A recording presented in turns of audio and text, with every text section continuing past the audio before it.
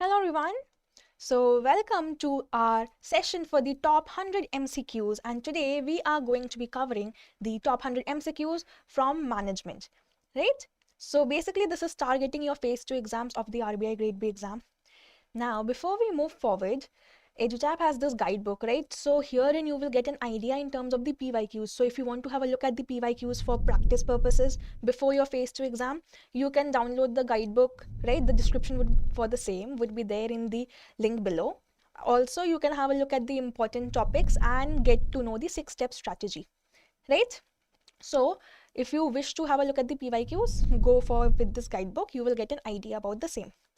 Now, this session was specifically targeting the top 100 MCQs of management, right? So we'll be having a look at 100 questions today, and I would want your participation. I would want you guys to practice with me and give an answers, right? So the more answers you give correctly, it basically means that you will be well prepared for management, right?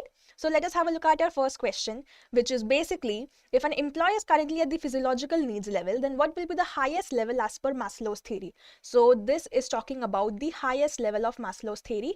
Can we have certain answers for the same? Can anybody tell me what is the correct answer from all the 5 options for this? Basically, the highest level as per Maslow is nothing but the self-actualization level. Hence, our answer is option E. Right? If you remember the Maslow's pyramid, self-actualization is always at the top. So this is the highest topmost level, whereas physiological is the bottommost lowest level. Right? Let us move forward to our next question. The question is, in the general parlance of motivation, Alderfer has condensed 5 needs of Maslow into 3 needs. So what is the name of the theory? What is the question? Name of Alderfer's theory. So what is the answer? What is the name of Alderfer's theory basically? Can I have the answers, guys? Anybody who is watching this live, if you could, answer in the chat, right? So basically, the Gayatri has answered it to be, Gayatri, if you could send your answer once again, right? I don't think that's the correct one. So basically for Alderfer's needs, right? This is ERG theory. Answer is option D. Right? What is ERG standing for? ERG in Alderfer basically stands for existence, relatedness, and growth. So our answer was option D, ERG theory. Looking forward to the next question. There are various theories of motivation given by different people. One theory is the ERG theory. What does R stand for in the ERG theory? Can I have the answers, guys? What is R standing for in the ERG theory? We have just seen that, right? R is nothing but relatedness. Answer is option B. Clear? The next question goes, Ram shifted from XYZ company to ABC company for what better growth prospects? This change of job can be explained by which theory of motivation? So Ram shifted to a new company for better growth opportunities. So basically what, motivation theory can explain this? For this, let us have a look at the options. Existence needs by Alderfer. Can I say that shifting of job for better growth prospects is an existence need? No. Why? Because existence need is related to your basic survival needs, food, water, shelter. So hence it is not for your growth prospects. Achievement needs is again not, the answer. Why? Because we are trying to grow, right? It's not about achieving something herein. The next is belongingness need under Maslow. It is again not belongingness. Why? Because he is shifting for growth prospects. He is not shifting to a new company to make more friends and have colleagues therein. So our answer, as Kirti has answered, right? It is option D, growth needs by Alderfer. So you are shifting for growth prospects. It is nothing but your growth needs. Hence option D. The next question is, in the field of motivation, which of the following is not a hygiene factor? Question is not a hygiene factor as per the 2-factor theory. So if you remember the 2-factor theory, we had 2 factors, hygiene and satisfiers or motivators, right? So which is not a hygiene factor? Can I get any answers, please? Amongst the 5, which of the following is not a hygiene factor? Can anybody, try this out? Can I get the answers in the chat, please?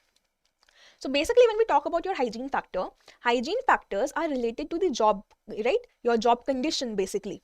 So when we talk about the job condition, supervision, salary, job security, all these 3 fall under hygiene factors. So hence the only factor here which is not a hygiene factor is recognition. Why?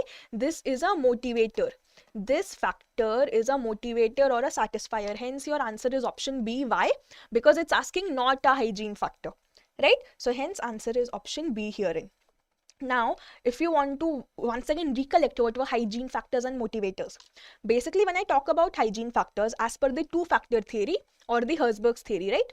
What was happening was that hygiene factors are related to your job condition. Factors like what? Company policy, salary, interpersonal relations, basically, your colleagues or friends you have, the working conditions and the job security, right? So, amongst all these, recognition is the only one which is not a hygiene factor. Why? Because recognition falls under satisfiers or motivators, which is related to what your job content. So herein basically what do we have is achievement, recognition, the quality of the work, responsibility, promotions or advancements. These all become your motivation factors. So this is why our answer is going to be option B herein, right? Let us now move to our next question. Right, if we talk about the next question, this is, as Ram complained about the poor working conditions of the air conditioners, desk and chair, as per Herzberg's theory, which need of Ram is not being met? So Ram, employee, is complaining about the poor working conditions in the office. So if the working conditions are poor, which of the following needs of Ram is not being met? Is it a satisfier? No, it is not a satisfier. Is it a hygiene factor? Yes, because hygiene factors are the ones which are related to your working conditions, if you remember Herzberg. So our answer is option B. Motivating and growth needs again do not meet the criterion for working conditions. Yes, are we getting these, guys? Are we able to answer the questions? So please keep on answering in the chats. I'm seeing your answers as well. Let us try to make the most out of this session and practice as many questions as we can, right? Jumping to the next question, it is saying, identify the framework developed by Friedrich Herzberg that suggests that there are certain factors which cause job satisfaction and separate factors which cause dissatisfaction. Which theory are we talking about? So basically the question is asking the theory developed by Friedrich Herzberg wherein certain factors cause satisfaction and certain factors cause dissatisfaction. This is nothing but your two-factor theory. Answer is again option B. Two-factor theory has also other multiple names, like what? This you can call it as the dual factor theory, right?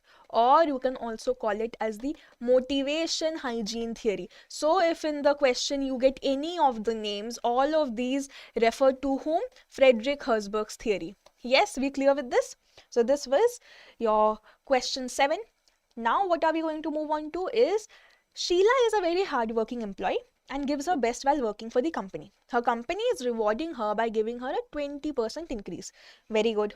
After the increase in salary, she ends up comparing this with the increase in salary and efforts put in by others. So which theory are we talking about here? Basically, she is working hard. She gets an increase of 20%. She ends up comparing this increase with her colleague, sees if her colleague has, gotten a, similar increase or not. So what theory are we talking about here? This is nothing but your Adams equity theory. Answer is option C. Why? Because it is equity theory, which is saying that you will compare your inputs and outputs with that of your colleagues, with that of the referent other. So this is the Adams equity theory, right? I can see Kirti here participating. It's very good to see Kirti, right? Your answers are mostly correct. Let us now move forward to our next question. Which theory of motivation says or explains that in an organization, employees compare themselves based on the input and output of their colleagues? So employees comparing themselves based on the input and output of their colleagues, it is simply again the equity theory. Answer is option B herein, right? The next question is, which of the following is a process theory? When we talk about process theories, we had basically two theories under therein. One was the Victor Vroom's expectancy theory and another was the Adams equity theory, wherein we were trying to understand the entire process of motivation. Hence our answer in this case is the Adams equity theory, because Maslow, MacLeod and theory X and Y, these fall under your content or traditional theories. These are not process theories. Therefore, it is your Adams equity theory, which is a process theory, right? The next question is, in the most general management parlance, the best strategy to boost morale of a team is what? So if you want to boost the morale of a team, the entire team, then how are we supposed to do it? Can I get certain answers for this in the chat? Can I get your answers if you can try and guess which is the correct answer? Basically, if I want to boost morale of a team, what am I supposed to do? Give them some sort of incentive or reward, right? Basically, that is the crux. Now, how am I supposed to give it is where our answer is going to be defined. That is, if we have a look at the options, to provide incentives to individuals immediately after the target is achieved. Now, this we can say is a way to boost the morale. They have achieved the target, let us give an incentive. Good. The second option is to provide incentives to all employees at the same time. To provide incentives to all employees at the same time, this being our keyword here, that we are going to give everybody the incentive at the same time. Will this boost the morale of the entire team at a go? Yes, it will. Right? Now, this we can say is one of the best strategies. Why? We'll understand that. C is to provide higher bonuses. Again, this also makes sense. D, to reward a select few employees. This is never going to be your answer. Why? Because let's say in a team of 5 people, I only give a reward to 2 people, select few employees. Rest 3, I do not give anything. Will this boost the strategy of the entire team? Obviously not. So D can never be your answer. Now, why? From the option of A, B, C, which is the most appropriate correct answer, our answer is option B. The reason being that if I give them incentives, very good, this makes sense. But I have not yet specified when, at which point, how many employees am I giving the incentive together? Am I giving the entire team, or am I selecting a few individuals? So that matters. And in option C also, I'm providing them higher bonuses, fine. But, am I doing it for the entire team at the same time? In what order? That is actually going to make a difference here. That will make an impact, because the team will have the highest morale only when every employee gets the incentive at the same time. Only then we'll be able to boost the morale of the entire team. Hence, our answer is option B, because this is the most appropriate strategy of the options. Right? The next question we are going to be seeing says, which of the following is the indicator of low morale? So when I talk about low morale, it basically means that majority people in the team, in the group, are not motivated, right? They are not willing to work. So what can be an indicator of this? Can you be having high output in case of low morale? No, this won't be an indicator therein. So it's incorrect. Low level of motivation of few employees. This will also be incorrect. The reason because of this is that, when we talk about low level of motivation of few employees, basically, we are not specifying if it's the majority employees or not. In case the majority employees are, not unmotivated, then we cannot say there is a low morale in the team. So few employees would not define. Had I written most employees, that would have been different. Few employees will not define low morale. So this is not the answer. Therein, high labor turnover. When I talk about high labor turnover, can this be an indicator of a low morale? Yes. Basically meaning that a lot of the staff and the employees are leaving the job, right? A lot of the people are leaving the organization. So I can say that this is high labor turnover being an indicator of low morale. Our answer is option C herein. D can never be the option, because you cannot be motivated if there is no morale, right? We cannot indicate low morale with high motivation. Therein, answer is option C. Now, if we move on to the next question, the question goes, identify the concept which would drive all the team members to work persistently and consistently in pursuit of a common goal. So, everybody is working towards the pursuit of a common goal. This being all the team members are doing that.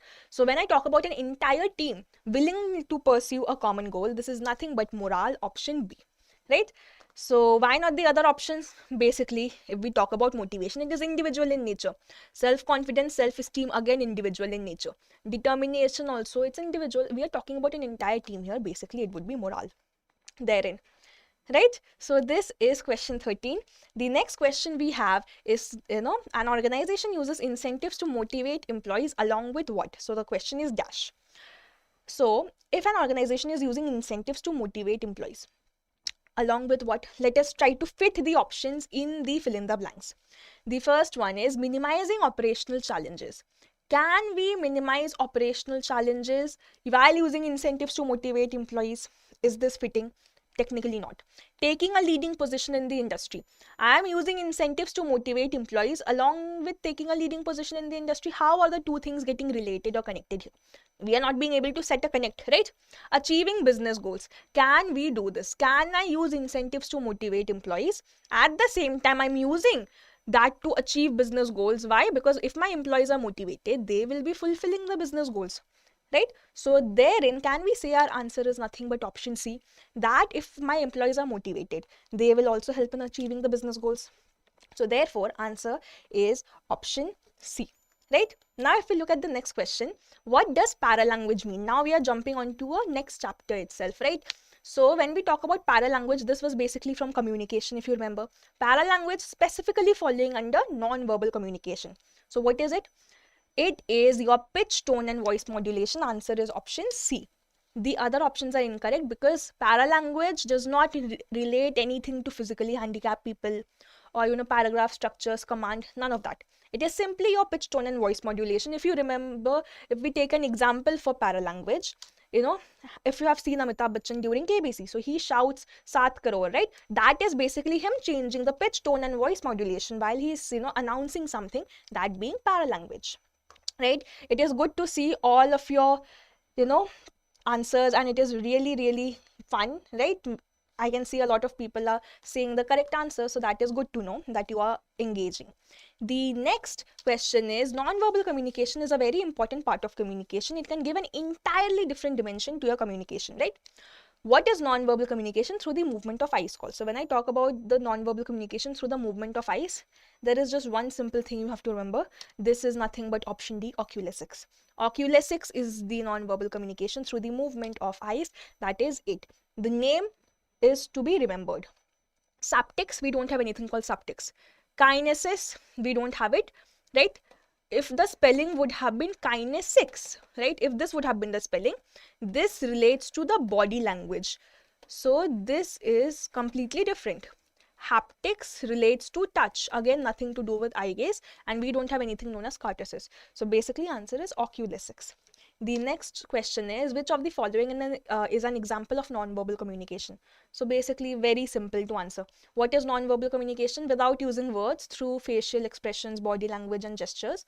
Answer is C, right? It's good to see I'm getting correct answers, right? The next question is, read the following statements, then select the incorrect statement regarding non-verbal communication. So we have to select the wrong statement. So let us have a look at the statements. Written communication does not have a non-verbal component. Can I say this statement is true or false? When we talk about written communication, let's say I'm writing wow, right? And then I put an exclamation mark therein. Now, can we say this has a non-verbal component? Yes. How? Because what am I doing? I write wow. Putting an exclamation mark simply means I might have been surprised or would have had some sort of, amazed experience, amazed expression on my face. So, reading this wow, you will be able to say that I was, sort of happy or excited while I was writing. So, it does have a non-verbal component. Written communication gets its non-verbal component from the punctuation marks, right? So, this is a true statement. Option B, non-verbal language can create a first positive impression. Is this true? Yes, there can be a first positive impression, right? We had talked about how appearance, that is if you come on time, right? If we come on time to the interview in a properly dressed manner, the interview will have a positive impression of us. So non-verbal language can create a positive first impression. Can also create a negative first impression. Let's say you're half an hour late to your first interview. Will that create a negative impression? Yes, it will. So this is also true. Non-verbal component includes facial expressions, hand gestures, and eye movements. Can we say this statement is true? This is also true. So therein, the only statement which is incorrect here is option A. Why? Because option A is saying non-verbal component, written communication does not have a non-verbal component. But we just saw that there is a non-verbal component if I use my punctuations. Hence, it is option A being a correct answer. Right? The next question is, identify the type of communication wherein messages flow in every direction without anybody controlling it. So when I talk about message flowing in every direction without anybody controlling it, this is nothing but your grapevine communication, option B. Because in grapevine, which is basically your informal communication, what are we doing is that I can gossip or spread rumors with anybody I want. There is no specific channel I'm following, right? Anybody I see, I can just go and gossip to them. Hence, it's grapevine communication. Question 20. In which type of communication can an employee provide feedback, complaints, suggestions to the upper management? Very simple. An employee is herein. He is trying to send what? Feedback, complaints, and suggestions to the upper management. Let's say the CEO. So what is the direction herein? It is nothing but your upward communication. Answer is option B. The next question goes, identify the form of communication wherein messages flow through all levels of the organization, and under such form of communication, messages cross all the levels of hierarchy. What is happening? Let's try to understand this. messages flowing through all levels, right?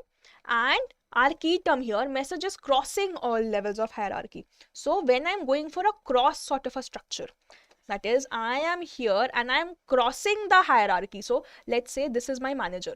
I am not going to my manager, rather I am crossing the hierarchy to talk to somebody else entirely. This is when we are engaging in diagonal communication. Answer is option B. Why not the others? Horizontal is when I'm talking at the same level. I am talking to my colleague. That is horizontal. Downward is when the CEO is talking to the employee, and vertical is when the employee is talking to the CEO. In none of these are we crossing the hierarchy. When I'm crossing the hierarchy or bypassing the authority of my manager, that is known as diagonal communication. Right? Now, if we have a look at the next question, which of the following are the three leadership styles introduced by Kurt Lewin in 1930? So, can anybody tell me what were the three styles introduced by Kurt Lewin? The three leadership styles are none other than autocratic, democratic, and laissez-faire. Answer is option B, right? Because we don't have anything known as equity, power, or delegative leadership. So, the three leadership styles being autocratic is whatever the leader says to you, gives you an order, you have to fulfill it. So he has all the power and authority. If he tells you to do X, you have to do X. Laissez-faire was where the leader is giving you all the freedom. He is not going to intervene. You as the employee can decide and do whatever you want as per your own wish. And what was democratic? The leader will ask you for your suggestion. He will ask you what is the best alternative, what should they do, and then take the final decision based on your suggestion. These were the three leadership styles by Sir Kurt Lewin, right? Let us now move on to our next question. The question says, identify the leadership theory wherein a leader has complete trust in his subordinates and seeks frequent suggestions and uses them constructively. So, leader trusts the subordinates, takes their suggestions and uses them. The moment we talk about the leader taking suggestions, we have one style which is the participative or the democratic style. This you can also call it the democratic style. Hence, our answer is option D. Right? This is your democratic leadership. Other options incorrect being transactional leader does not ask for suggestions, autocratic never asks for suggestions, he just gives you the orders, and delegative is not even interfering. You can do whatever you want. So there is nothing about suggestions herein. So this was the answer being democratic leadership. Now if we have a look at our next question, there are various kinds of leadership which a leader can follow. Identify the characteristic of participative leadership. So what is participative leadership? Nothing but democratic. Right? So what is a feature of democratic leadership? Ensuring complete delegation of tasks, ensuring due importance is given to rewards, ensuring participation of customers in company affairs, ensuring social equality in the team. Of these four options, which is the correct answer? Can I get the answers in the charts, please? Can I get the answers for the same? Participative leadership's feature. When I talk about a feature for this, our answer herein is going to be option D. Why? Because social equality is a very essential and important feature of democratic leadership. What happens is that the leader is going to treat everybody equally. There will be social equality, equal treatment given to every member. Doesn't matter your boy, girl, right, gender, caste, creed, nothing matters. Everybody will have some sort of equal treatment going on around. And this is one of the very essential features of democratic or participative leadership. The other options are incorrect. Why? Because participation of customers in the company affairs is not the scenario here, right? We are not concerned with that. Due importance to rewards, again, this is not the participative leadership style. And complete delegation of tasks, participative leader does not completely delegate all the tasks. He is still the one making the final decision. He will listen to your suggestion before making the decision. So is he completely delegating the task? No, he's not. So answer is option D. Now moving on to the next question, right? From the following options, identify the theory of leadership wherein a manager shares his decision-making power with his colleagues and asks for their opinion. So I as a manager, I'm sharing my decision-making power with you guys and asking for your opinion. So this is again nothing but answer is option B, participative leadership. Because I'm asking for your opinion, I'm also sharing certain decision-making power, letting you guys give me the suggestion before I take the final say in it. Right? So it is option B. Now, if we have a look at the next question. Under the concept of managerial grid, which leader has a concern for production and a concern for people? So when we talk about the managerial grid as given by Blake and Mouton, right, what was happening in this managerial grid was we had 5 leadership styles. Each style had a different characteristic, let's say. So which of these styles had a concern for production and a concern for people, meaning he was also getting the work done and he was also ensuring that his employees were happy. So can I get the answer for this? Can anybody tell me what will be the answer for this? Can I see the answers in the chats, please? Basically, this leader who is getting the work done plus keeping the employees happy is none other than your team manager. Option B is your answer. Why? If we have a look at this managerial grid, this person 1.9 at the country club manager, this is the person who is only going to ensure that his employees are happy. We can see that the concern for people is high, right? So he is ensuring that the employees are happy, but the work might not be getting done because concern for production is neglected, right? Then we have the team manager who is at 9.9, this being the best style that gets the work done plus the people and the employees are happy, so everything is great in the organization. Impoverished manager was the one who was not being able to manage either. Neither are the people happy, neither is the work getting done, the worst style possible. And then we had the task manager at 9.1. This was the person who was focusing on the task. Work is getting done, but he is, such a person because of whom the employees are not at all happy. Right? They are only having to work, but there is no employee welfare in the organization. And finally, middle of the road was 5.5, which is basically like, this person is trying to manage the work, trying to manage the employee happiness, but at the end of the day, he cannot do anything effectively. So he's stuck in between 5.5, middle of the road. This was your managerial grid by Blake and Mouton, and therefore the leader having a concern for production and concern for people is none other than your team manager, right? Now we move on to the next question. Who developed the managerial grid framework for analyzing the leadership style? So who developed this framework? It was none other than Blake and Mouton. So our answer is option B therein. Right? Now, jumping to the next question. Identify the leadership style wherein a leader enjoys involving team members and creating social bond, allowing them more freedom. So what is happening is, I as a leader am enjoying involving my team members, meaning I'm letting them participate, right? Plus we are allowing social bonds and more freedom. So everybody is, involved and participating, plus there is that sort of a social happiness and, positive work environment. So this is nothing but the, related leadership style, option C. And we are getting this related leadership style from the W.J. Redin tri-dimensional grid. So what was the W.J. Redin tri-dimensional grid? Basically developed from the Blake and Mouton grid itself.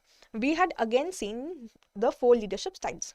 What were these styles? Integrated, separated, related and dedicated, which we can map on the Blake and Mouton itself. So related leadership style, if I have to map on with Blake and Mouton, this is nothing but my country club manager. This is nothing but my country club manager who was focusing on employee welfare, right? So this is your related style as per W.J. Redin, but the country club style as per Blake and Mouton. Clear? So this was question 28. Now let us move on to the next question. The next question goes, right? Identify the leadership style wherein a manager retains the cooperative nature of the group and encourages two-way communication. So I as a manager, I'm retaining the cooperation in the group, plus I'm also encouraging two-way communication. This is one of the best leadership styles and it is nothing but the integrated leadership style. Answer is option A. Integrated, if I have to map on with Blake and Mouton, this is nothing but your team manager. This is nothing but your team manager as per the Blake and Mouton if I were to map it. Right? Only when I'm mapping it. Alright. So this is question 29. Let us now jump on to the next question, which goes, the managerial grid theory on which the Redin model is based was given by which personality? So managerial grid theory on which the Redin model is based was given by whom? Blake and Mouton gave us the managerial grid. Answer is option B. The other options are incorrect. Right? Because these are people who had given us different theories, not the managerial grid. Then what we have is identify the leadership style in which rewards are given for the contingent performance of an employee. So when I'm talking about contingent performance, it basically means that if you do a good work, I'll be giving you rewards. But if you don't do good performance, then you won't be getting any rewards, right? Basically, you might get punished. So contingent performance, we can also call it the carrot and stick approach. If I'm calling it the carrot and stick approach, then what will be my answer from the options? In which leadership style am I following carrot and stick? Transformational leader does not follow it. Managerial grid, we have seen the managerial grid, they are not following that either, because under managerial grid we had 5 different styles. Transactional leader is the one who follows the carrot and stick approach. Bureaucratic leader is not the answer herein, because they are following rules and regulations. So hence our answer is option C, transactional leader who uses the carrot and stick approach, basically contingent performance of an employee, right? The next question is, in the field of leadership, managerial leadership is also known as what? So what is managerial leadership also known as? Basically, when we talk about transactional leader, we always call this transactional leader a manager. Why do we call them a manager? Because they do not have any forward-looking vision. They are only focused on getting the day-to-day operations done, maintaining the efficiency and productivity. So they are just only there to direct and control, nothing more. So therefore, transactional leadership is the one which is also known as managerial leadership. I hope you guys are able to understand and answer properly, right? So let us continue giving the answers in the chat, and let us try to see how many answers we are getting correct at the end of the session, right? So moving on to the next question. In which of the following leadership styles a leader gives rewards when employees perform well and even has the power to punish them in case they do not comply to the given orders? So the leader gives rewards when the employees are performing well and also punishes them if they are not complying to the orders. This again is nothing but the carrot and stick approach, only followed by the transactional leader. Answer is option D herein, right? The next question is, according to Burns' theory of leadership, in which style a leader and a follower help each other to move to a higher level of motivation and morale? So when we talk about Burns, basically who is this person? This person is James Burns, and he had given us one groundbreaking leadership style. What was happening in this style was that the leader and the follower are helping each other transform. They are helping each other move to a higher level of motivation and morale. So what is the name of this leadership style? Can I get any answers in the charts, please? Can I get the answers, guys? So basically, when we talk about James Burns' theory, he has given us the groundbreaking theory of transformational theory. Answer B is, option B is the answer herein. So what happens in transformational leadership is that there is a great vision the leader has. They are trying to, achieve the vision together, the leader and the followers, and the followers get transformed, achieving a higher level of motivation and morale, right? Now, the next question is, in which leadership style a leader has a vision for the future, inspires his subordinates and brings change in the organization? So we have a great vision, inspiration to the subordinates, and brings change. This is none other than going to be what? Transformational leadership. Answer is option B. Yes? Now, if we have a look at the next question. Identify a leadership theory wherein there is a dyadic relationship between leaders and followers. Can I get the answer for this in the chat? Can I get the answer for this in the chat? Wherein we have a dyadic relationship. What is a dyadic relationship? Basically means two-way relationship. So, in which leadership theory are we talking about? Can I have some answers? This is none other than the LMX theory, right? Answer is option B. LMX theory is also known as the vertical dyad linkage theory, right? So this is also known as the vertical dyad linkage. LMX standing for leader-member exchange. So this stands for leader-member exchange. Basically, what happens in this LMX theory was that we have the leader at the center, and he will form a two-way relationship with whom? With the followers, the employees, basically. And therein what is going to happen is that, certain people will be close to the leader. There are always certain people close to the managers, right? So certain people will be close who will be in the in-group.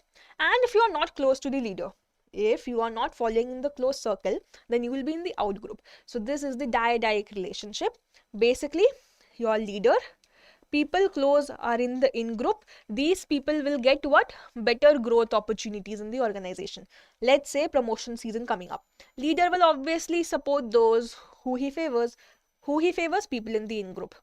And if you are in the out group, meaning you are not one of the close people, not somebody the leader trusts, not somebody, who he knows as such, then you will have less opportunities. Basically, this is the dyadic relationship, LMX theory. And the LMX theory falls under what category? This is a part of your transactional leader. Under the transactional leader, we have one theory, which is the LMX theory, right? Now, moving on to the next question. There are multiple leadership styles which a leader can follow. In the same regard, which of the following is an example of situational theory of leadership? So when we were talking about leadership styles and leadership theories, we had multiple different scenarios, right? We had seen multiple different theories. So the question is asking about the situational theory of leadership. When we talk about the situational theory, basically what was it saying? Okay, there is no one best style of leadership. You will have to change your leadership style as and when the requirement arises, the scenario changes. That was the situational theory. Under herein, we have multiple theories. So, which of the following falls under situational theory? Fiedler's contingency, yes, it is a situational theory. Fiedler said that you have multiple different leadership styles for different scenarios. So, that is Fiedler's contingency theory. So, it is a situational theory. Is House path goal theory a situational theory? That is Robert House's path goal theory. That again we can say is a situational theory. Blake Mouton managerial grid is not a situational theory. This is a behavioral theory. C is never going to be our answer herein. So what is our correct answer? It is option D. Why? Because both A and B, these two are correct answers. These two are situational theories. Right? So that is question 37 for you guys. Moving on to the next question. Identify the leadership style where a leader is sensitive about his followers' feelings, but in the end, what prevails is the leader's wish. So, the leader cares about the followers, sensitive about their feelings. But at the end of the day, whatever he says is the last wish which will prevail in the organization. This is, going to be which leadership style? Can I get the answers for this? Yes, can I see the answers for this in the chat? So basically, this is nothing but your paternalistic leadership style. Answer is option B. Why? Because you're a paternalistic leader. This is going to act like a father figure, a parent figure. And he is going to care for you, give you benefits, like, salary and everything. But in return, he wants your loyalty. And he also expects that his wish stays the final wish. So he cares about your feelings, but at the end of the day, he is the leader. He is the one making the decisions. So it's a paternalistic leader. We don't have anything known as the maternalistic style. Servant leadership is not about the leader's wish. Servant leadership is wherein it's the opposite. Wherein the wish of the followers is given importance, the leader is acting as a servant. And participative style is also not going to happen. Why? Because in participative style, I'm taking your suggestions and I'm going to use them constructively. So it wouldn't be that if I feel I should do, plan A, and you guys say me to not do it, I am not going to listen to you. That won't happen in case of participative style, right? In participative, I will listen to your suggestion constructively. So this is question 38 for you. The next question being, from the following given options, identify the leadership theory which explains that leaders are born and not made. Can I get the answers for this?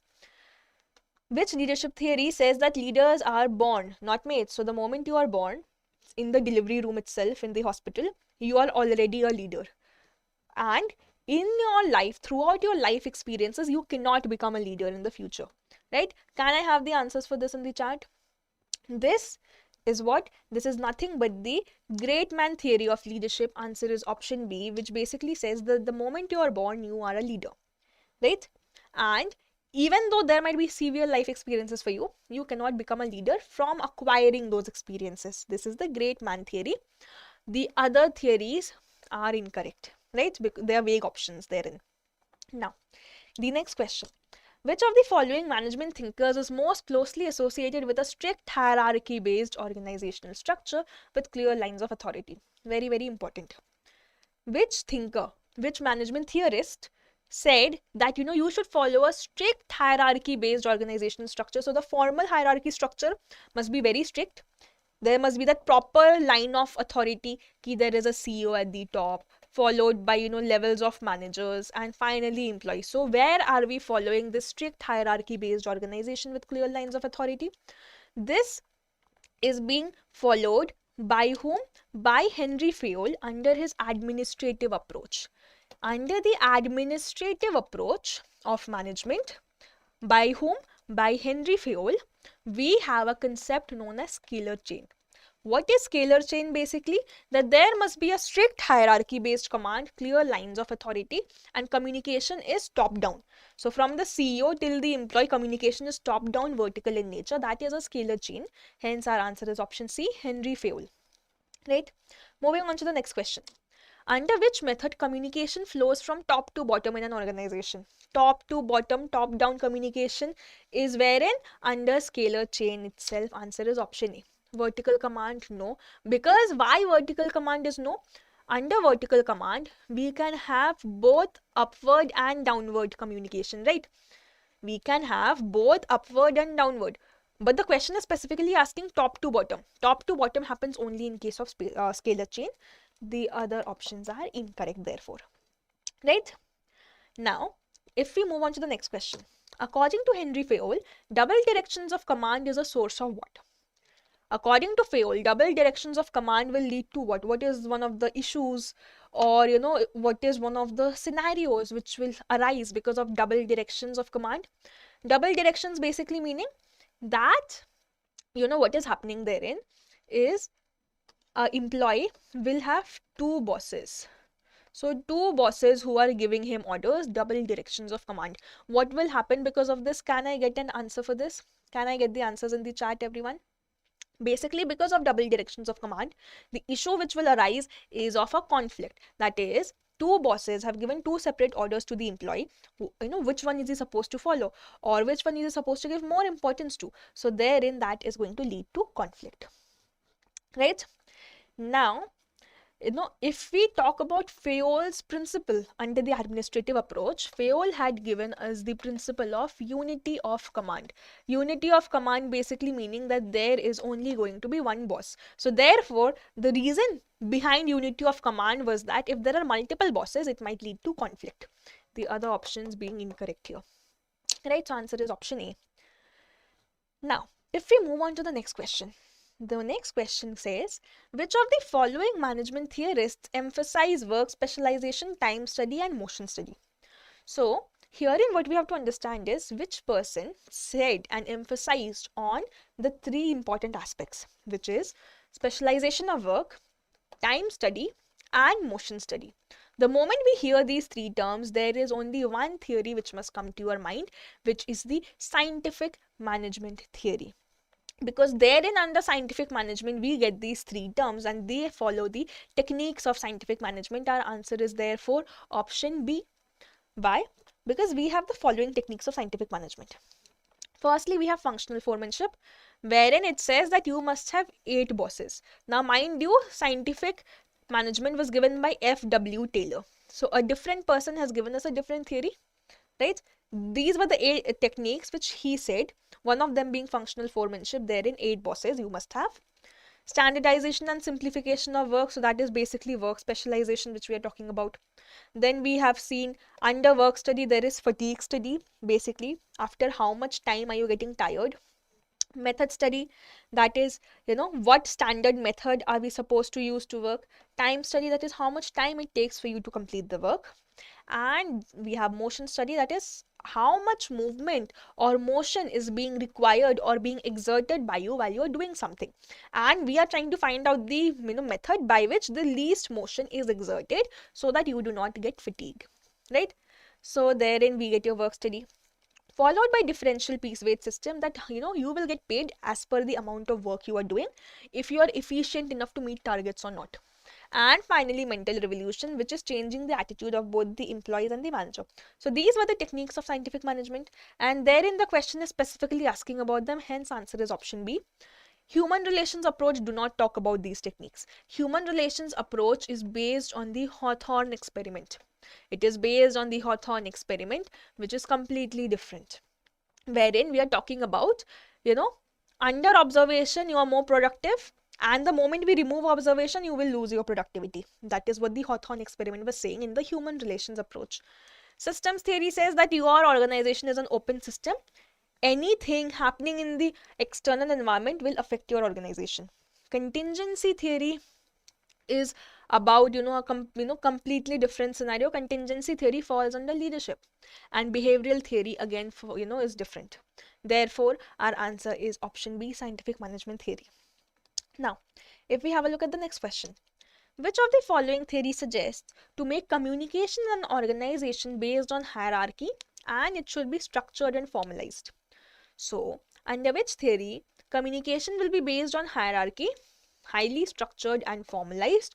To answer this question, what do we have to understand are the schools of management, and in the various different schools, the one specific school which said that your communication must be structured and formalized, should be based on hierarchy, is none other than the bureaucratic theory, given by whom? Given by Max Weber. Max Weber said that you must be following the rigid authority lines, that there must be rational legal authority. That is, if you are in a position of power, that you are the manager, you have some authority, and the communication will also be formalized in that manner. Therefore answer is option C. The other options do not relate to the formalized communication, right? So this is question 44 for you. Moving on to the next question. Which of the following is a key feature of the systems theory of management? The moment we talk about the systems theory given by Chester Bernard, under systems theory we have one very important key feature, which is that an organization is an open system. Answer is option C, wherein we are having an interaction with the external environment. Simply meaning that, let's say you are producing some goods. If the price of the raw materials increase, won't it affect the production of your goods? Yes, it will. Suddenly the cost is now increased, expenses have now increased. So therefore any change in the external environment will also affect the operations of your company. Therefore your organization is an open system. Yes, that is systems theory of management given by Chester Bernard. Let us now jump to the next question. What is the full form of MBO? Can I get the answer for this? It's a very, very simple question. What is the full form of MBO? MBO stands for what? It is management by objectives. Answer is option B herein. Who had given us MBO? Who was the person who had given us MBO? Theorist. It was Peter Drucker. Peter Drucker gave us MBO, management by objectives. Yes. Next question. Who gave the management principle of MBO? I just mentioned it, right? Management principle of MBO was given by whom? Peter Drucker. Answer is option D for you. In the field of management, MBO is also known as what? When I talk about MBO, what is another name of MBO? Can anybody answer for this? What is synonymous to it? Can I see the answers in the charts, please? Basically, when I talk about MBO, it can also be called as management by results. So answer is option C herein. Right? What is exactly happening in MBO is that we are talking about participative goal setting. Okay? If I want to set the objective of a company, set the goal of a company, I am going to go for a participative approach. Everybody will be participating in the same so that they clearly are aware what the objectives being set are. Right? So that is MBO for you. The next question is, what are the overall objectives, purpose, mission and vision of a business that have been established by the management and communicate to the employees? Basically, the objectives of a company, its purpose, mission, vision, all of these which have been established and communicated to the employees, what are these called as? What are these called as? This is nothing but your organizational goals, right? The moment I say organizational goals, what does it consist of? Mission, vision, strategy, objective, purpose, anything which is relating to that, and therefore the management communicates it to the employees is under your organizational goals, right? The next question is, identify the type of power wherein a subordinate has a perception that the supervisor has the power to punish or take things away. So what power is wherein the subordinate, the employee, has a perception that the supervisor, the manager, has the power to punish him or take things away. So the moment we talk about a power related to punishment, what will be the answer for this? Can I see the answer in the charts, please? Can anybody answer? What is the power related to punishment or taking away of things? This is going to be none other than your coercive power. Answer is option A. So basically coercive power mein what is happening is that if I am the leader, if I am the manager, I have the power to punish you or take things away from you. Therefore, you are bound, you are forced to follow me, follow my orders. Otherwise, you know I'll punish you. Therefore, that is coercive power, option A for you. Right?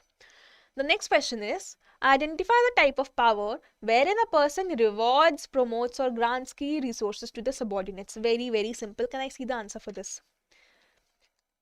The power is related to giving of rewards, promotions or granting key resources. Can the answer for this be, told? What will be the answer for this? This is nothing but your reward power. Answer is option A for you again. We don't have anything known as title power. Expert power is related to knowledge. This is related to knowledge. That is, if you are knowledgeable in something. Einstein was knowledgeable, right? He was a genius in terms of his field of study. So he had expert power, that is knowledge. Legitimate power is related to the position of power. That is, you are a CEO. That is why you are, have that power and authority over people. That is legitimate power. But the one wherein you are giving rewards to people is none other than reward power. Right? Now, if we have a look at the next question, power is the capacity to exert authority, influence decisions, direct actions or command resources. There are different types of power given by Raven, and there are two broad categories, which is positional and personal power. From the following, identify the correct option. So, let us try to select the correct option from here, and I would love to see your answers in the chat, right? So basically, positional power is having multiple types. So let us see if this is correct or not. Positional power is legitimate. Yes, it is legitimate. Is it reward? Yes, it is reward. Is it coercive? Yes, it is coercive. Positional power. Personal is knowledge or referent. Can I say this is true? Personal was related to your aura, personal characteristics and charm. Therein you have your knowledge and referent power. I can say that this is true. Therefore, my answer is option A. This first combination is the correct one. The other is wrong. Why? Option B, herein we have switched the bases. Personal and positional have been switched. Therefore, it becomes incorrect. Option C, totally wrong. Vague. D is also vague. Right? So basically when we talk about power, we have two major bases, positional and personal. Positional is related to your position of authority. Personal is related to your personal characteristics, aura, charisma, charm, your personality. Under positional, we have legitimate, reward, coercive and information. So this part is correct. Under personal, I have expert, referent and charismatic. So this part is correct. Knowledge power is nothing but your expert power. So therefore, option A is your correct combination herein. Right? Now moving on to the next question. Identify the role of a leader who shares information with team members as received from outside. So what am I doing is I am sharing information with the team members as I have received from the outside world. So this is which role of a leader? Can I see the answers for this? Can anybody guess what is the answer for this? What role of leader are we talking about herein? Basically, the moment we say that there is a leader who is trying to share information with the team members in the organization as he has received from outside, this is nothing but the disseminator role. That is, I am disseminating, I am giving out information to my team members, to the employees working in my organization as I've received from outside. So let's say there is some sort of controversy going on about a company, right? So the leader and the manager gets to know about it. They will have to inform the team members that something is happening outside about the company, right? So the moment he's trying to share this information, he is giving out this information. That is him being a disseminator, right? The next question is, identify the role of a leader who on the behalf of the company addresses a meeting organized by customers and suppliers. So I, as a leader, on behalf of the company, I'm going to address a meeting organized by customers and suppliers, and I'm going to address the third persons, the other people outside my organization. This is when the leader is acting as a spokesperson. So if I as a leader, I'm going for a public press conference event, right? I'm going for any sort of public meeting wherein I'm addressing people outside my organization. That is me being a spokesperson as a leader. Therefore, liaison is not your answer. Why? Because liaison is somebody who is bridging the gap, right? So let's say I have gotten a tender to work on some government project. So if I am bridging the gap between the government and my organization, handling the talks in between both, that is me being a liaison. That is not the case here. Disseminator is when I'm giving out information to my employees, not the case here. And disturbance handler is when, let's say, there is a conflict between accounts and sales department. I am trying to solve that conflict, handle the disturbance, that is disturbance handler. Therefore, my answer here is nothing but spokesperson, option A. Right? Now, if we move on to the next question. A leader who states a plan and allocates the resources is playing a role of what? So I am doing what? I am preparing a plan, allocating the resources accordingly.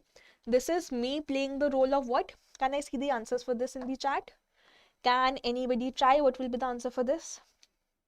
Basically, what am I doing? I'm allocating resources. So I'm none other than the resource allocator. Simple. I am allocating resources. Won't be a planner. Why? Because that's vague. Entrepreneur, again, this is vague. This is not one of the scenarios here. Entrepreneur is when the leader is taking on ventures, being an entrepreneurial spirit. That is not what we are doing here. And a figurehead is when he is leading the people. Again, it's not what is happening. Therefore, it is resource allocator for you. Now, the next question. Departmentation that is based on unique occupational speciality is called as what?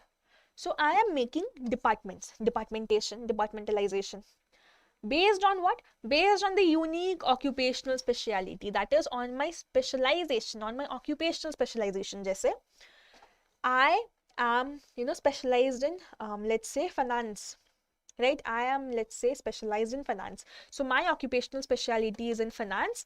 I'll be placed in the finance department, right?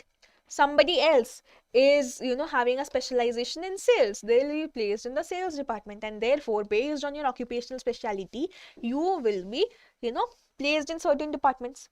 What is this sort of departmentalization called as? This is nothing but my functional departmentalization. Option A is your answer, wherein based on the function, based on this speciality, you have the occupational specialization, and based on the departments which we are forming, we get your functional departmentalization. Therein we can have production department, finance department, marketing, HR. So multiple departments can be formed therein, right? So this is question 56 for you. Now, if we move on to the next question. Authority responsible for achievement of key organizational goals through proper flow of authority and responsibility is called as what? Can we try to answer this? Can we see certain answers for this? Yeah. So basically, what is happening is we are trying to achieve our organizational goals. How? By having a proper flow of authority and responsibility in my organization. This happens under which structure? This happens under the line authority or the line organization structure. Basically, what happens in line is everything is moving in one single line. So authority is flowing, responsibility is flowing in that one single line. These line people are the ones engaged in direct production, engaged in direct working and achievement of the organizational goals. Therefore, it is line authority for you.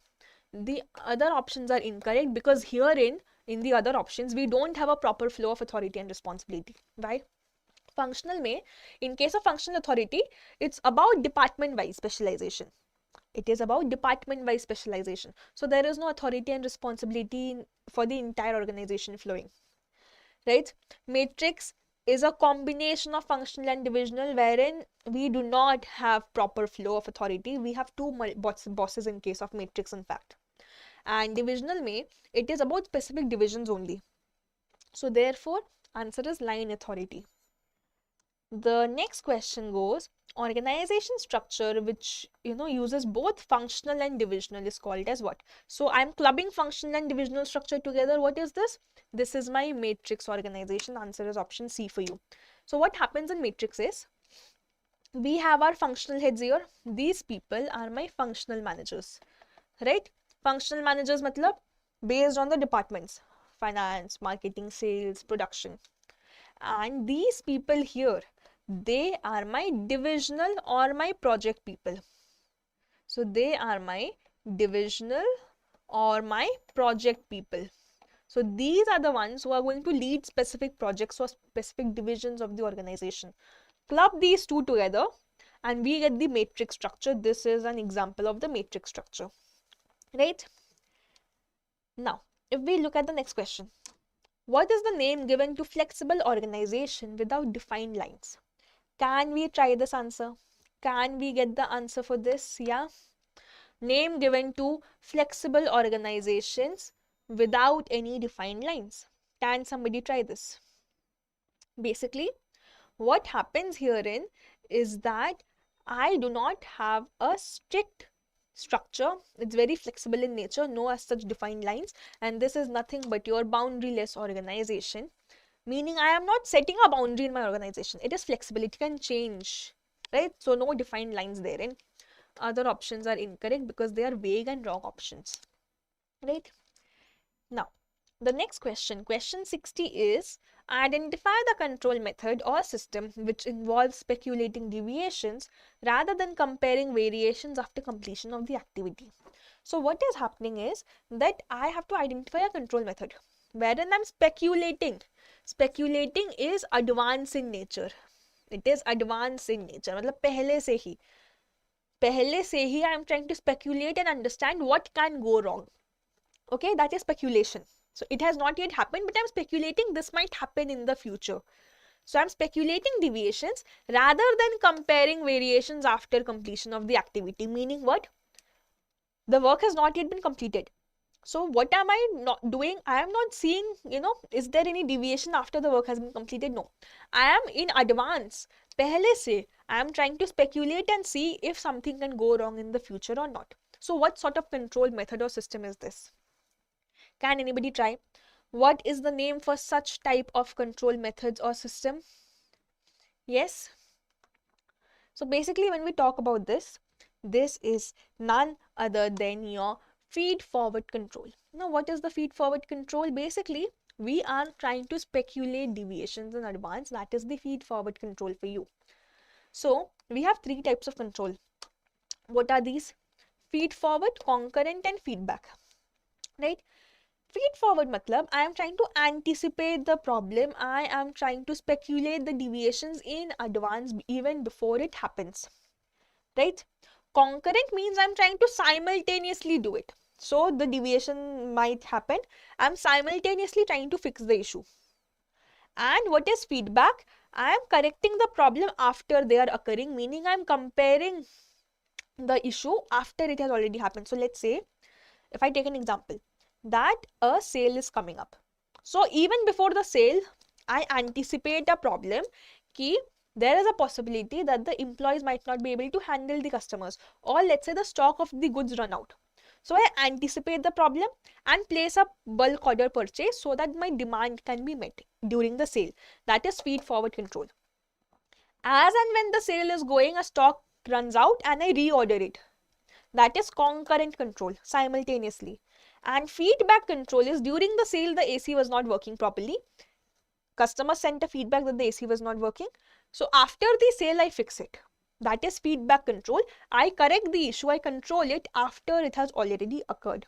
Yes, these were my three control systems, of which in this question my answer is feed forward control. Did we get this? Are we able to solve the questions? Are we able to get correct answers? Yes. So now moving on to the next question. Identify the methodology which aims primarily to reduce the time between production system as well as response times from suppliers to customers and helps in maintaining zero inventory. When I talk about zero inventory, what was the name of that one system wherein we are maintaining a zero inventory? When we talk about zero inventory, this is none other than your JIT, just in time system, also known as Kanban. So what is JIT, just in time? That I am placing the order only when the demand arises, only when the customer has placed the order, the supplier sends me the goods, and I straight away, assemble it and send it out for delivery. So I am not keeping anything in my inventory. I am not storing anything in my warehouse. That is zero inventory JIT system, just in time. Yes. Now, if we have a look at the next question, in the most general sense, identify the concept which automates the process of control. When we are automating the process of control, what is it called? Can anybody give me the answer for this in the chat?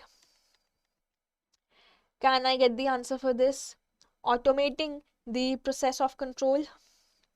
It is none other than your cybernetics. Answer is option A. So basically cybernetics is like using a robotic hand for working, right? So we are using some robots to help in our work. That is cybernetic control, wherein we are automating the entire process, right? The next question is, identify the decision metric under which the worst outcomes are considered among many and the best among those worst outcomes is selected. Now, this is related to decision making. What is happening herein is that we have to identify which decision making matrix are we talking about. So what can it be? Basically, we are choosing the worst outcome first, and then we are choosing the best from the worst outcome. So I have a pessimistic view. What I have herein is a pessimistic view. Key things will go wrong. I might be making losses. So first I will see which is the worst outcome. Right? I will see the worst outcomes. So let's say there are three options. A, B, C, three projects. Of these three, in project A, how much loss will I make? Let's say I make a loss of 1 lakh. In project B, 20,000. And in project C, I am making zero loss. Right? So firstly, I will see how much loss will I make in every scenario. And from these three scenarios of the loss making, I will choose the best among the worst outcomes, meaning I will choose the option with the lowest loss, because I have a pessimistic view. I am a pessimist. I think कि loss ही होने वाला है. So I want to avoid the loss at any cost. How will I avoid the loss? By choosing the option wherein the loss is the lowest. So where is my loss the lowest? Option C. So I will go with option C. That is me having a pessimistic outcome, and this is known as the max-min decision matrix, or we call it the maxi-min decision matrix, right? The pessimistic approach. So this was question 63 for you. Now, the next question is, what is the first step in decision making? So what exactly is my first step? What is the first thing I'm doing in decision making? Let's see the options. Evaluating the options. Do I evaluate the options in the first place? To get two options, I must first have a plan A, right? So that's not your first step. Getting alternatives, again, not your first step. Brainstorming, no. My first step is always identifying the objective, meaning I must have a goal in mind, and this goal must be smart in nature. So the moment I say smart, it becomes an objective. What was smart? Specific, measurable, achievable, relevant, and time bound. So I have to come up with an objective which meets all these 5 criteria, set the objective, and only then I'll actually get into the plan, right? So only and only if I identify the objective, उसके बाद ही I'll be able to establish my plan. जैसे let's say I identify an objective that I have to clear RBI Grade B. My objective is RBI Grade B. Only once I have this objective, will I go for plan A, take classes, right? Will I go for plan B, is self-study? So basically only after I have an objective can I make my plan. Therefore the first step in decision making is always identifying objectives. Yes. Now the next question, decision making is a dash process. What sort of a process is decision making? Can I get the answers for this in the chat, please? What sort of a process is decision making? It is what? It is nothing but your cognitive process. Answer is option B, because in decision making we have to think. We have to think certain things, right? So it is cognitive. We are using our mind in there. The other options are incorrect. It has nothing to do with psychoanalytical or emotional requirements. Question 66 is ratio of input to output. Ratio of input to output produced in a particular time frame with consideration to quality is known as what? So herein I am seeing the input to output ratio in consideration to a specific time frame and quality being maintained. What is this concept known as? This concept is what? Nothing but your efficiency. Answer is option B.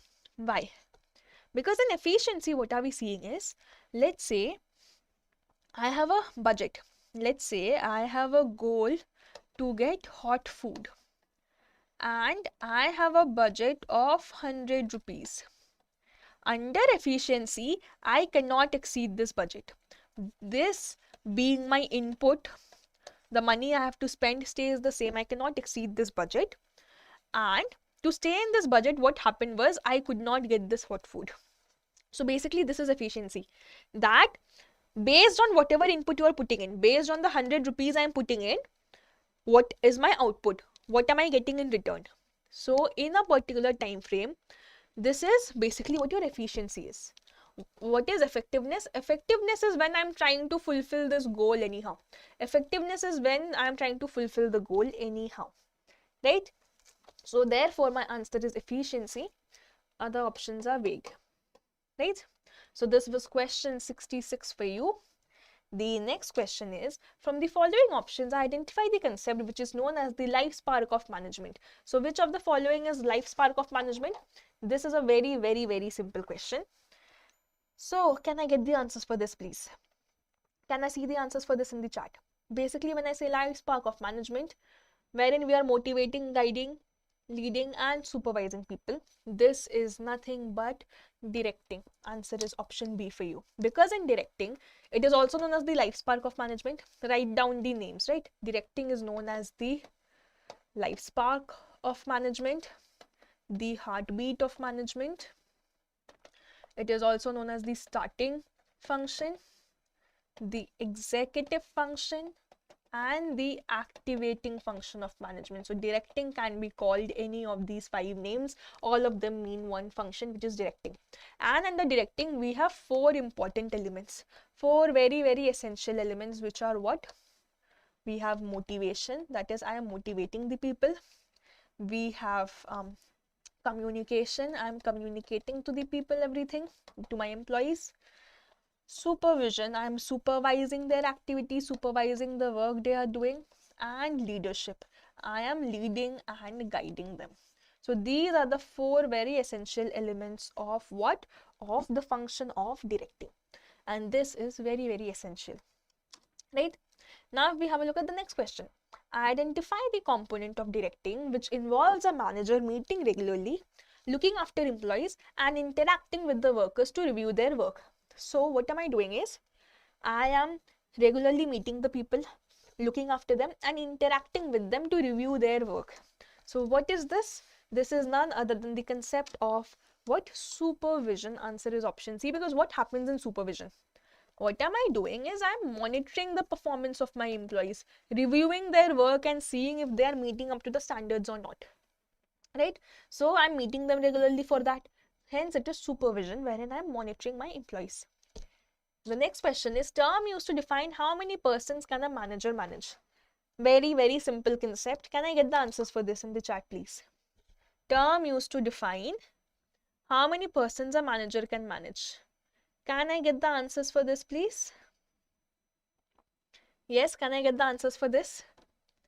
Basically, this is a none other than your span of control. Answer is option D, wherein I am seeing how many people a manager can manage effectively. Key, as a manager, if there are 4 people working under me, can I effectively supervise and manage them? If yes, then that is my span of control of 4 people. Right? That is question 69 for you. Right? Now moving forward, the next question is, which subject deals with formation and management of teams? Which subject deals with formation and management of teams? So when I'm forming a team, Or let's say I'm managing a team. Which subject is related to it? This is none other than sociology, because in sociology, what am I focused on? I am focused on group formation. That is, how am I forming a group? How am I forming a team? What sort of group communication happens? How the entire group is communicating with each other? The moment I'm seeing all of this, it is known as sociology, hence it's option D. Archaeology is not your answer, because archaeology is related to the study of old things, old artifacts, right? Digging up old civilizations and stuff. So that is archaeology, not your answer. Anthropology is related to the study of different cultures and how different social and cultural backgrounds shape the interactions. Psychology is related to understanding your own, individual mind, individual psychology, their individual personality and perception. So therefore, our answer is sociology, option D. Now, the next question goes, before we jump on to the next question, let us first discuss the 5 subjects related to OB. OB is organizational behavior, wherein we have psychology related to understanding the individual mindset of the people, their personality, perception, right? Social psychology was about understanding group thinking. In an entire team, in an entire group, how is everybody thinking? What's their, perception and the scenario? Political science is about, how one gets a position of power. How you are wanting to get the scenario and position of power. Sociology is the one which is related to group formation, how the group is formed and everything happens in the group. And anthropology was the one which was related to study of cultures, your cultural background and social background, how it shapes interactions in the organization. And this is all about the 5 subjects in terms of OB, the 5 disciplines in terms of OB, the 5 fields of study, right? Now, the next question goes, identify the level of OB wherein an employee's motivation, personality and job interest is studied. So at which level am I doing this? I am doing this at the individual level, option A. I am trying to understand an employee's individual motivation, their personality, their job interest. So it's obviously at the individual level, because at the organizational level, what am I seeing? The entire organization structure, the entire organization's change and design. At the team level or the group level, I am seeing for an entire team, not a single individual employee. Answer therefore is option A for you, right? Now, if we have a look at the next question, how many levels are there in organizational behavior? How many levels do we have? We have basically 3 levels of organizational behavior. Answer is option C for you. What 3 levels? Individual, group and organization wide, right? So organization wide levels, 3 of them. Now, we have seen question 72. Now time for us to move on to the next question. The question goes, which of the following will involve the study of psychological aspects? When we talk about psychological aspects, psychological meaning related to your own psyche, your own mind, what do we have there? Personality, motivation, mental intelligence, merit rating, 360-degree appraisal. C and D are obviously incorrect. Nothing to do with psychological aspects. So out of A and B, which is it going to be? Our answer here is nothing but option A, personality and motivation, totally focusing on your psychology. What is your personality? How you are getting motivated? Related to the psychological aspect of your individual persona. So our answer is option A herein.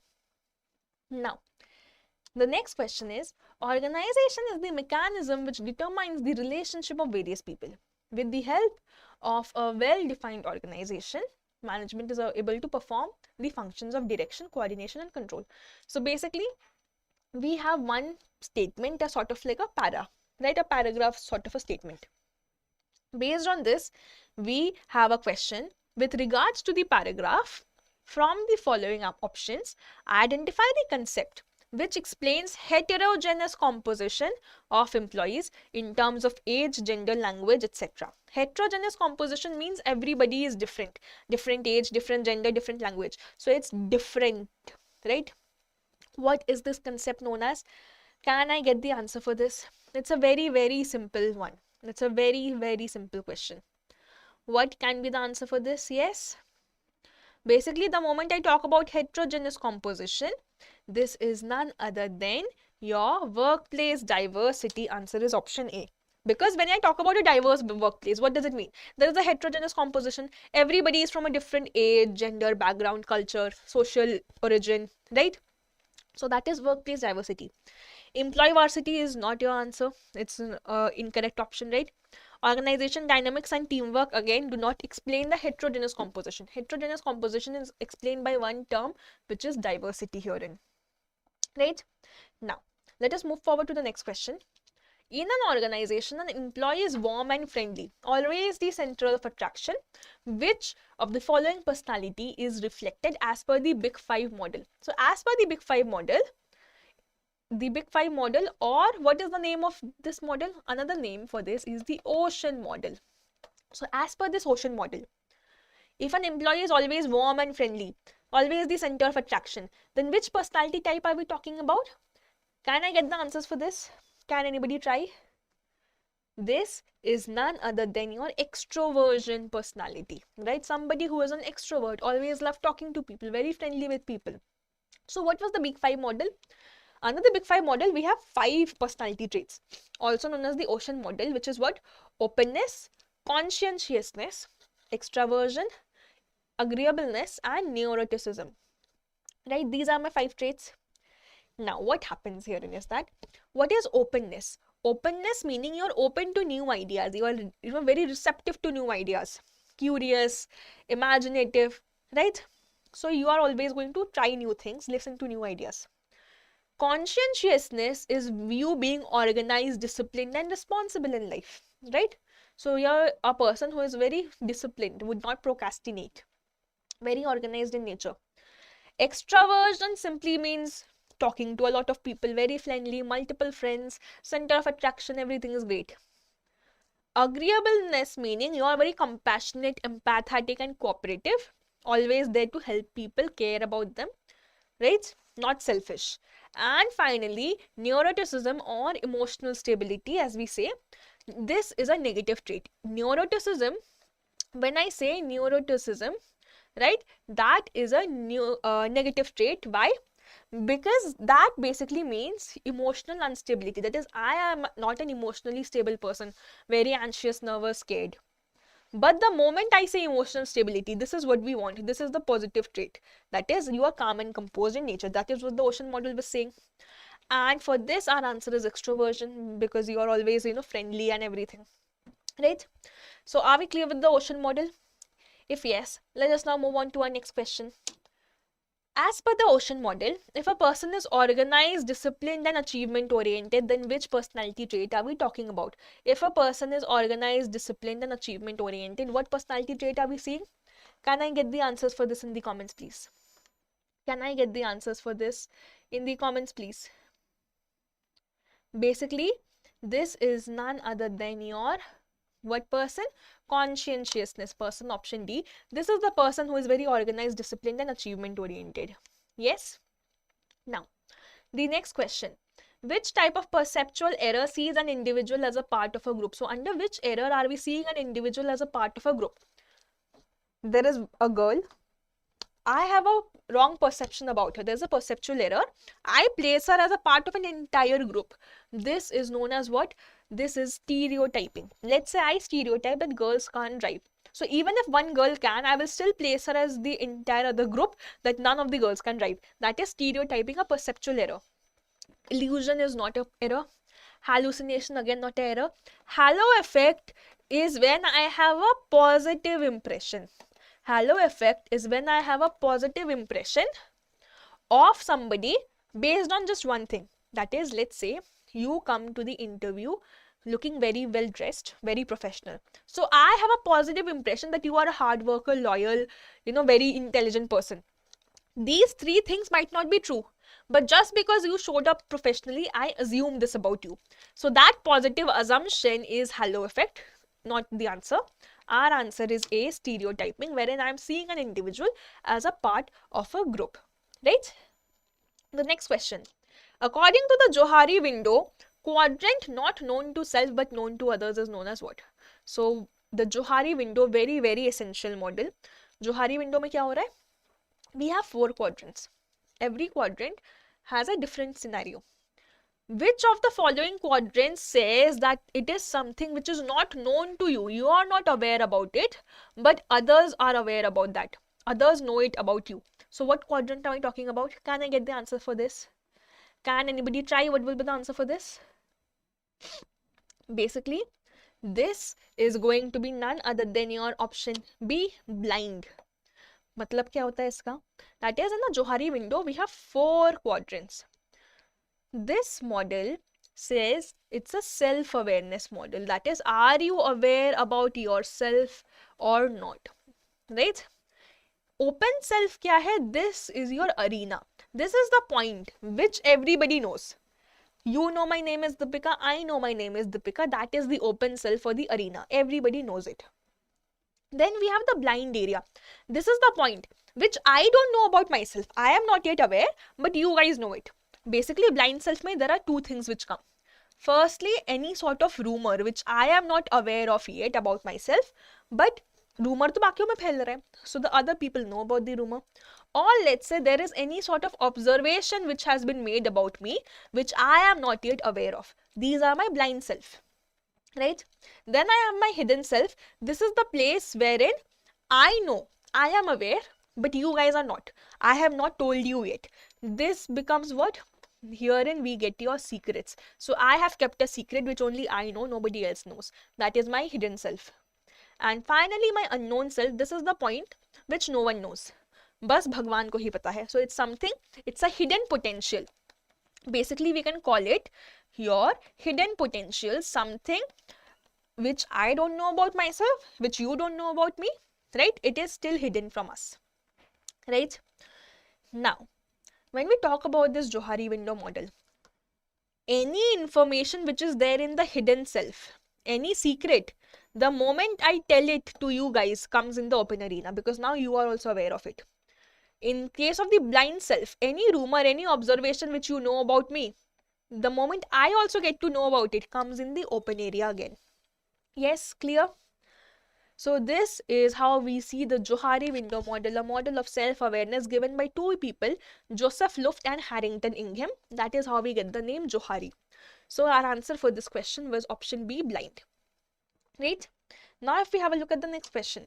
In the Johari window model, which quadrant represents the part known to the individual but unknown to others? So I know it, but nobody else knows it. It is nothing but my secret, hence it's my hidden part, option C. Yes? Now if we have a look at the next question. In the field of management, Dash describes the difference between true and exposed emotions. The difference between true emotions which you are actually feeling and exposed emotions which you are showing to other people. What is this concept known as? Can I get the answers for this? What exactly is this concept known as? Yes. This is none other than your concept of emotional dissonance. Answer is option D. Emotional dissonance is what? That basically I am feeling very sad, I am feeling very low, but I am still pretending and acting in front of people and having a fake smile on my face. This is my exposed emotions, the emotion I'm pretending and showing to people. The difference between these 2 emotions, what I'm actually feeling and what I'm showing to people, this is known as emotional dissonance. Yes? So that is question 80 for you. Now moving on to the next question. Bargaining technique wherein employees bargain for bonus which is completely related to productivity is called as what? So if I'm bargaining or negotiating for an extra bonus in my office related to my work itself, then what sort of technique is this? This technique is known as basically your productivity bargaining. Answer is option E. In productivity bargaining, I'm bargaining for extra pay because I worked more. So let's say I worked for 8 hours. And company was paying me for 6 hours. So I will bargain for 2 more hours which I worked extra. That is productivity bargaining. Yes? Collective bargaining is not a scenario here. Composite bargaining is different. Composite bargaining is basically when I am bargaining for something in exchange, something in return. Let's say during COVID, a lot of people were being laid off, losing their jobs. So they bargained with the company, negotiated कि we will take a lower salary, but in return you cannot lay us off. In return you have to keep us employed, give us job security. That is composite bargaining when you are exchanging something in return. Yes.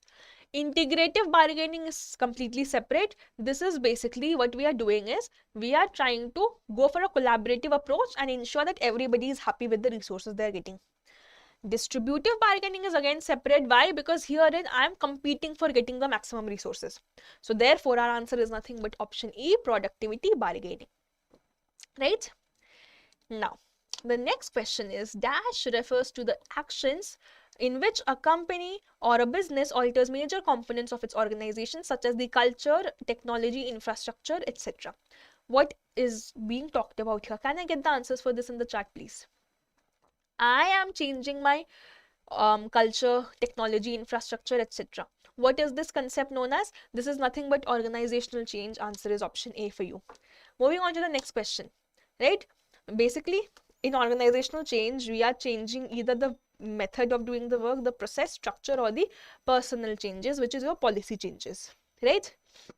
So, if we see the next question, there are various models of change. One of them is Kurt Levine's change model. What is the first stage of the Levine change model? Levine change model mein how many steps did we have? 3 steps, right? What were the 3 steps? Unfreeze, change, refreeze. First step is nothing but unfreeze. Answer is option B. What exactly happens in the change model is unfreeze mein we are preparing everybody, changing their mindset कि अब हमें change लाना है, right? Change mein transition has already taken place, and refreeze mein I am solidifying and stabilizing the behavior using reinforcement strategies. So this is what your change model is.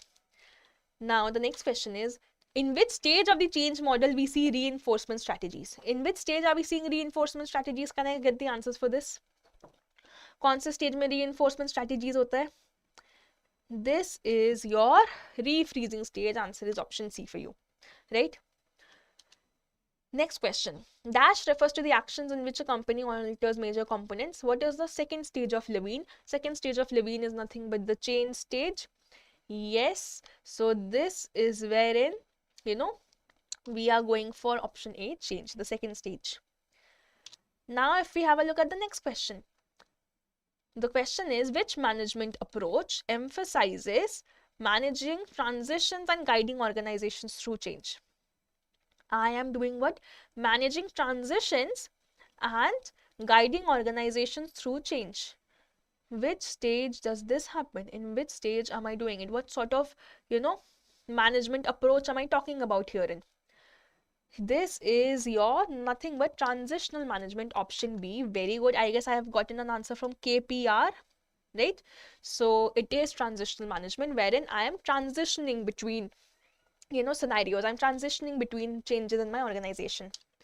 The next question is, we have a statement given, right? This entire statement.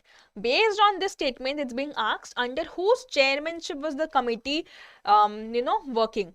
So whose chairmanship are we talking about in this statement? Basically, the statement saying that SEBI set up a committee to advise related to corporate governance issues. And what did this committee advise?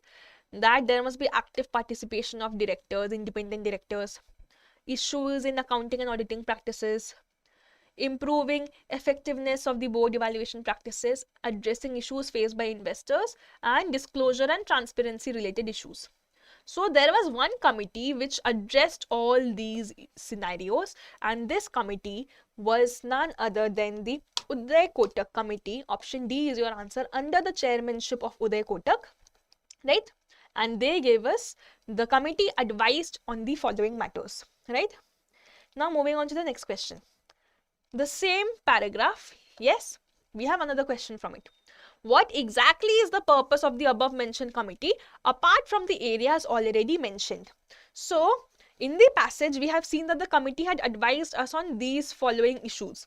Apart from these issues, was there something else that the committee had advised us? Did the Uday Kotak committee advise us something else? Answer is yes. Can anybody try? What was the other recommendation of the Uday Kotak committee? Can anybody try? Basically, when we talk about the other recommendation of the Uday Kotak committee, they had said what? The committee had said that disclosures related to the related party transactions must be improved. Related party transaction matlab kya? That if I am the CEO and I am having a transaction with somebody close to me, I am having a transaction with my wife under the name of my business. I am having a business transaction, but with my wife under the name in my business. That becomes my related party transaction. So I have to improve the disclosures therein. Otherwise, a lot of times there can be frauds in such cases. So to avoid such frauds, the committee, Uday Kotak committee suggested that disclosures related to this case must be improved. Right? So this is your related party transactions. Now, the next question is, identify the person working in the organization and informing outsiders about unethical practices inside the company. What will be this? Can I get the answer for this?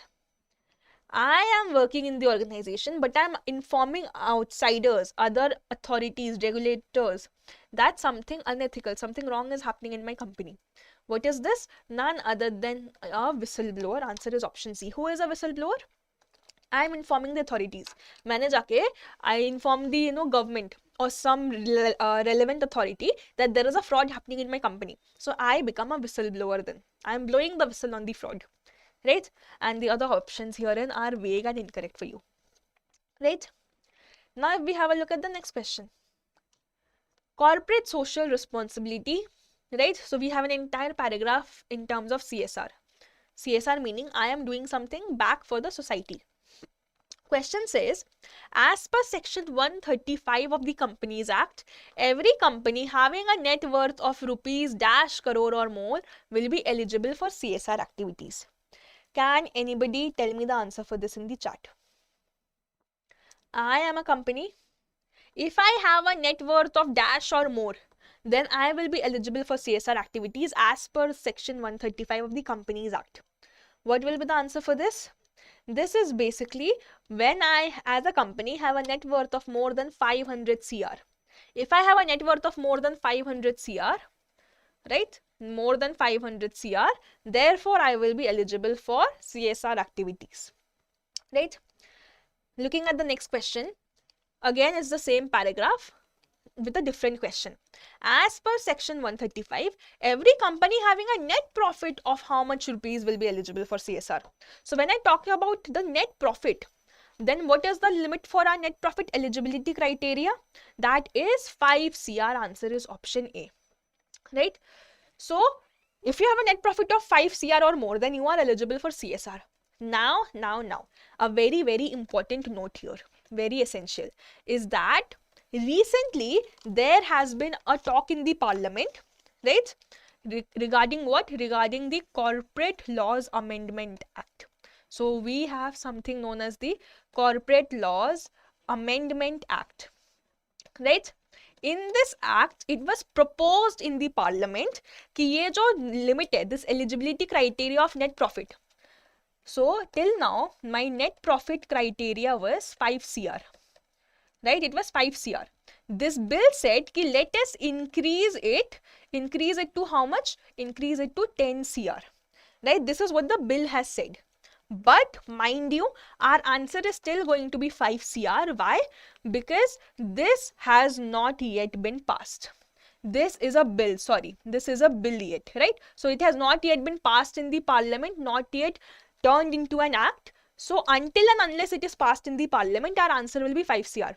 The moment this gets passed in the parliament, you will have to change your answer to 10 CR of net profit. So for this is something you have to stay updated, right? Updated on the current affairs and see if the bill is getting passed or not. So basically, right now, currently, as per section 135 of the Companies Act, if you have a net profit of 5 CR or more, you are eligible for CSR. You have to do CSR. But there was a Corporate Laws Amendment Bill talked about in the parliament, which said that we will increase this, raise this net profit limit from 5 CR to 10 CR. So only when you have a net profit of 10 CR or more, then you will do CSR activities. But this has not yet been passed in the parliament. It has not yet turned into an act. Therefore, what is happening herein is that our answer is still 5 CR. Only and only if it gets passed in the parliament, tab jaake we will have to write the answer to be as 10 CR. So this, I hope that all of you stay updated on the current affairs. But otherwise, answer is 5 CR for this case. Yes? Now, the next question. CSR, again, the same paragraph. question is identify A from the following options. So the question says, identify this A. What is A? According to SEBI, companies eligible for CSR shall constitute, means form a corporate social responsibility committee. And this board must consist of dash A or more directors. So how many directors does the CSR committee board must consist of? The answer for this is 3 directors. You must have 3 or more directors in your CSR board, right? Now, the next question is identify B. So, what we had seen was that you must have 3 or more directors in your CSR board, out of which at least dash must be an independent director. How many must be an independent director here? How many must be an independent director for your CSR board? This is your 1 person. At least 1 person must be an independent director. So in your CSR board, you must have 3 directors in total, or 3 or more, right? 3 or more directors in total. Of these 3 or more, 1 has to be an independent director. 1 is what? The minimum number of independent directors which you must be having. This was in terms of your CSR board or CSR committee. Yes. So are we able to get the terms in term, are we clear with the CSR part of it? If yes, let us move on to our next question. Identify the theory of corporate governance wherein we are based on having a perception that a corporation for its effective function must forge a number of relations with different people. So the theory is talking about forming different relations with a number of other people. This is which theory? Can anybody try? Which theory are we talking about? This is none other than the stakeholder theory, which says that you as an organization must form relations with multiple stakeholders. Who are stakeholders?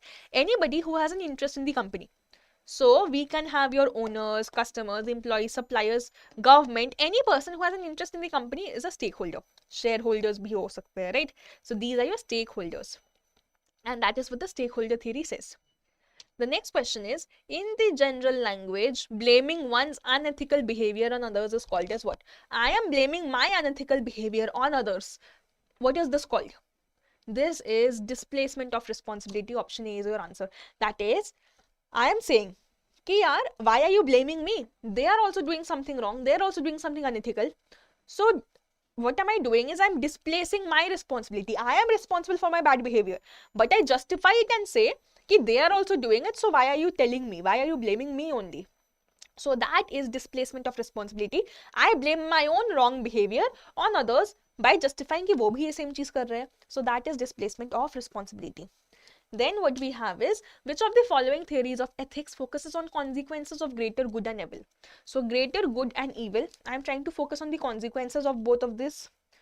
Which theory am I talking about here? This concept is explained by which theory? The teleological theory of ethics. Teleological says कि देखो, there is always a consequence, right? Teleological theory में my end is what matters. My end result is what matters. So I am focusing on the greater good or evil. कि देखो, there will be consequences for everything. The end result will always be there. So that is what the teleological theory is talking about. The next question is, dash is the principle which focuses on the kind of value which displaces concerns of others. When am I displacing concerns of others? This is happening when I am talking about what? Caring about people. Answer is option E. So when we talk about moral foundations, we have the following foundations such as, your respect, your loyalty, sanctity, care and fairness. Amongst these, care is the one wherein the concerns of others are displaced. Now, the next question is, we have a paragraph sort of a scenario. Which ethical theory best explains the behavior of the lower level employee who justified his unethical action by saying, everyone is doing it, so I am also doing it. So basically what is happening was that the seniors did something wrong. So the junior replied, yaar, everybody is doing it, the seniors are also doing it, so why can't I do it? He is justifying his unethical action based on this way. What theory will explain this? What ethical theory am I talking about here? This is your theory of ethical relativism. That is, ethics, right or wrong, will differ for everybody, will differ from person to person. It is not absolute in nature. तो सही गलत अगर फर्क है उसमें, it's different for everybody. So I can always justify. कि हाँ, maybe they are also doing it, so I can also do it, and therefore it becomes correct. So ethical relativism is your answer herein, right? If we talk about the other options, utilitarianism is a different concept completely. It is about the social welfare, the greater good. Not happening here. Deontological is about following your duty dharma, basically the, what sort of karma you should do. So again, not the scene here. Virtue ethics is about having certain sort of virtues which are good in nature, being honest, right, being courageous or brave. Not the case. And justice theory is about there must be justice and sort of equality between all the people. So none of these theories are explaining the displacement of unethical action. That is ethical relativism being your answer here. Yes. And the next question goes, the same passage, considering the same passage, what we have is, if the organization is implementing and strictly enforcing a formal code of ethics, what is going to happen? So let's say in the organization where the things were going wrong, we now strictly enforce a formal code of ethics. Because of this formal code, what will happen? Because of this formal code, what will happen? Can I get the answers, everyone? Because of this formal code, what will happen? Will there be increased tolerance of unethical practices at lower levels? Will I increase my tolerance of unethical practices? No, obviously not. I am encouraging a formal code of ethics. तो ये तो कभी हो ही नहीं सकता. Increase in ethical behavior across the organization. Can I see this happening? Can I see this happening? Answer is yes. The increase in ethical behavior is going to happen. My ethical behavior is going to increase because now there is a strict formal code of ethics I have to follow. Right? C, D, E, vague, incorrect options. So our answer is nothing but option B herein. Right? And now, moving on to the last question for the top 100 MCQ series. The question is basically saying, what is the ethical theory that holds that universal, fixed and unchanging moral principles apply to all individuals irrespective of the situation of culture? Question is saying, which ethical theory says that your ethics, the difference between right and wrong, it is fixed, unchanging and universal, meaning it is absolute for everybody, कुछ change नहीं हो रहा है कहीं पे भी, right? Irrespective of your country, culture, situation, background, the ethics are same, fixed, unchanging for everybody. What principle are we talking about here? What theory does this mean? This is your ethical absolutism theory. Option C is your answer, because ethical absolutism says that certain ethical principles are fixed. Let's say killing others is wrong. So ethical absolutism says that you are not supposed to kill. Ethical absolutism says don't kill. Or let's say you are not supposed to steal, so don't steal. So these are ethical unchanging principles which are same irrespective of your background, culture, country, everything. It's universal for everybody. Therefore, this is ethical absolutism. Other options are incorrect. Why? Relativism, we have seen. Relativism, what is happening is that right and wrong, it can change, it can depend. Depends on multiple factors, multiple situations, your background and everything. Relativism में basically क्या होगा? Maybe eating chicken for a vegetarian person is wrong, but a non-vegetarian is eating and enjoying it, right? So that is ethical relativism. That right or wrong will differ from person to person as per your own, background, culture and everything.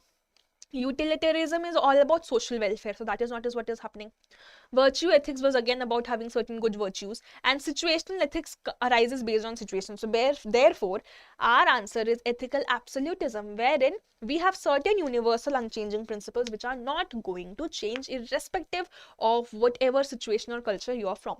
And with this, we have seen our top 100 MCQs in terms of management, and it has been such a pleasure seeing you guys and interacting and having this session. I hope with this we were able to have a very good revision of management, and we were also able to answer most of the correct questions. Therefore, what is happening is that we are now well prepared for our exam. So I hope that is the case. If you have any queries or doubts, you can ask out in the chat. Otherwise, that would be all for today from my end, right? So I hope we have done well today. We have gone through the 100 questions, had a very good revision, and therefore will be able to perform our very best in the FM paper, right? So thank you all so much and have a good day. all the very best for your RBI Grade B exam and for anything else coming up in your way. Thank you all.